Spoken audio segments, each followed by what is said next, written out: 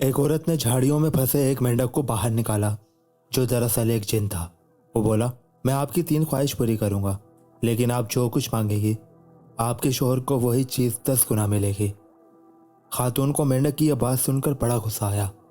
खैर, औरत ने कहा कि कोई बात नहीं, मेरी पहली ख्वाहिश है कि मैं दुनिया की सबसे खूबसूरत औरत बन जाऊं। मेंढक ने कहा, सोच ले, आपका शोहर भी 10 गुना खूबसूरत हो जाएगा। औरत ने कहा कि कोई बात नहीं, मैं सबसे खूबसूरत होंगी तो वो मुझे ही देखेगा। तब मेंढक ने कोई मंत्र पढ़ा और खातून बेहद खूबसूरत हो गई। मेरी दूसरी ख्वाहिश यह है कि मैं सबसे ज़्यादा अमीर हो जाऊं। तब मेंढक ने कहा, सोच लें, आपका शोहर आपसे भी 10 गुना अमीर हो जाएगा। खातून ने कहा, कोई मसला नहीं, इसकी दौलत या मेरी एक ही बात है। तब मेंढक ने मंत्र पढ़ा और खातून अमीर हो गई। अब मेंढक ने पूछा, आपकी तीसरी ख्वाहिश? तो औरत बोली, मुझे एक हल्का सा दिल का दौरा यानी हार्ट अटैक हो जाए। लाजमी सी बात है, मेंढक की बात के मुताबिक उसके शोहर को भी 10 गुना ज़्यादा हार्ट अटैक होगा, तो वो तो मर जाएगा।